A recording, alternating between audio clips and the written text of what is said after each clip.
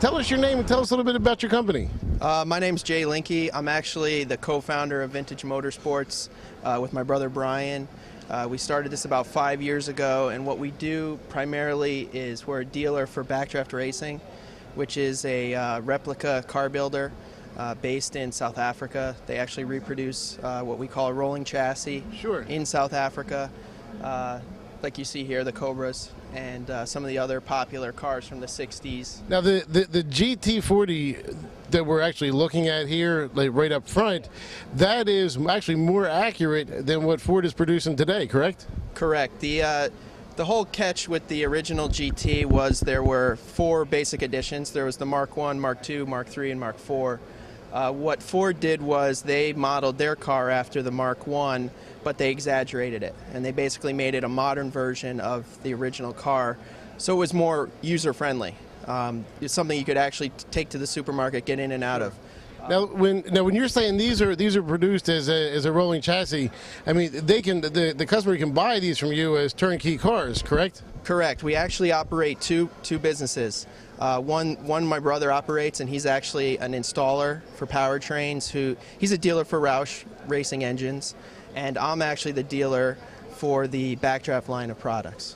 Okay, now, I mean, a lot of people are familiar with the GT that's out today, and we talked about that a little bit about it. Now, right here to your right is a Cobra. Now, these were back in the day. There was small block cars, there was wide hip cars, there was big block cars, and tell us a little bit about like what you guys offer. We pretty much went after the most popular, the Icon, which was the 427 SC body, and that's why our car has the more exaggerated fender flares and such.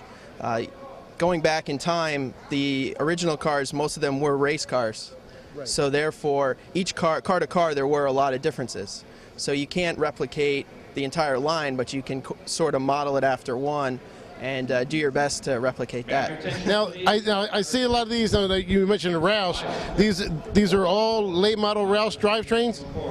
These are all Roush. Actually, besides the racing program and besides the Mustangs that everyone knows, they have their own line of crate engines built in-house. And what they do is they custom build every engine. You can basically pick from a menu of what you want, and the beauty of their engine is when you get it, it's complete. It's from oil pan to air cleaner, everything's included. They don't use things like plastic wire holders, everything's billet. You know, it's top of the line. And the other amazing thing is they do a 2-year warranty. That's outstanding. Yeah, which you don't usually get with a crate engine. Now, if a customer wanted to buy a more period correct looking car with a side oiler and a top loader, can you put together that kind of package? Yes, we can get close. There are other companies, you know, there are a lot of companies that do Cobras, and there are some that specialize in doing an authentic recreation of the original, whereas we have actually sort of taken some liberties and made it more of a driver-friendly car. Now, real quick, we got a whole auction to look at. Yeah. Do you have a website or something they can go to? Sure, it's www.vintagemotorsports.com. Hey, thank you very much for talking to us. Well, we made our way up to the car show field, and this is the first car we've come up to. And I found Patty, and I saw her. I said, we got to talk about this car. And I've actually said your name already before I introduced you. Tell everybody who they're looking at and what they're looking at. My name is Patty Furr. I'm from Newcastle, Delaware. This is my 68 Camaro. It's a brand new motor. It's a 355 small block with a YSI on it. Haven't really had it down the track yet. Been having a lot of carburetor and electrical issues, but just got a carburetor sent over last night from CSU from California and slapped her on, and we're here. That's great. Now, it's really unusual that we talk to a girl that knows about cars. We talked to one last season, and we were talking to you today. Now, tell the folks what they're really looking at here. Now, we see the big blower and that sort of thing. Is that Vortec? It is a Vortec YSI. It's capable. This one has been hogged out a little bit. I've been told it's capable up to 38 to 40 pounds of boost. Wow, that's a ton of boost. Now you're not running anything like that much boost, are you? No, just hitting it on the street. The best I've seen is about 15 pounds, and that's not nowhere near wide open throttle yet. Now you've got to get the compression way down for that kind of boost. What kind of compression you're running at? Oh, absolutely, 9.5 to 1. Well, that's still a lot of compression.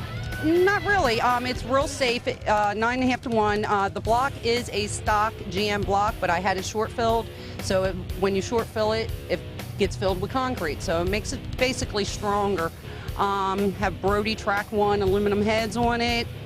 And it's going to be safe enough to hold probably around 18 to 20 pounds before I have to start looking at a Dart aftermarket block.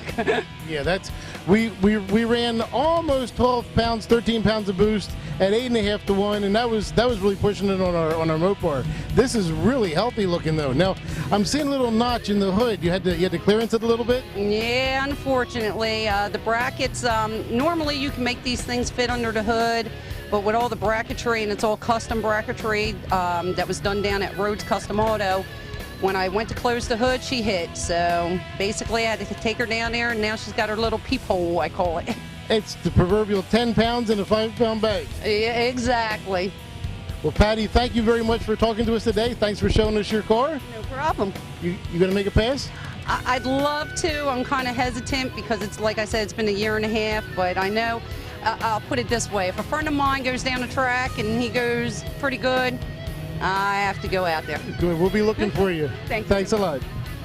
Okay, for all you Ford guys, we just finished up with the bow tie. Now we're looking at maybe one of the most notable Fords. This is a Eleanor car, right? Eleanor. Tell us your name. Tell us a little bit about the car. Tim Hoover. I got the car from Florida. It's a 427 all aluminum, 635 horsepower. Just nice car. Now that kind of horsepower, that's the way the Super Snake comes, right? Yeah, this is not a Super Snake, but it's remanufactured just like the Super Snake. Okay, now the body kit and all that, what are we looking at?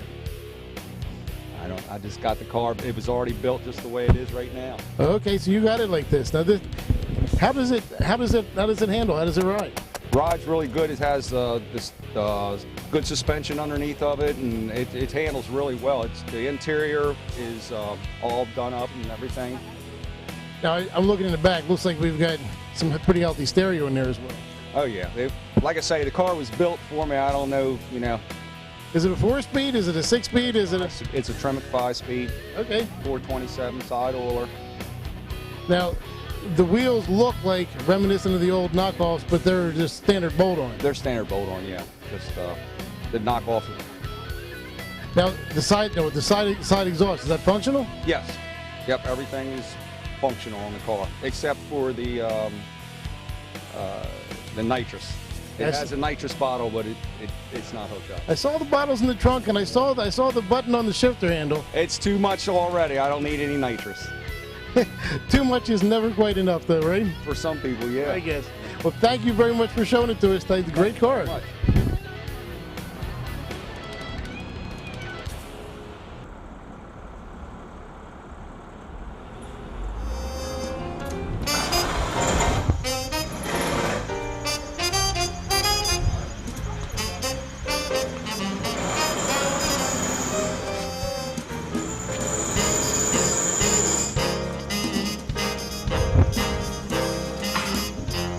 Would you look at this? Get it inside and do it right. We'll see you next week.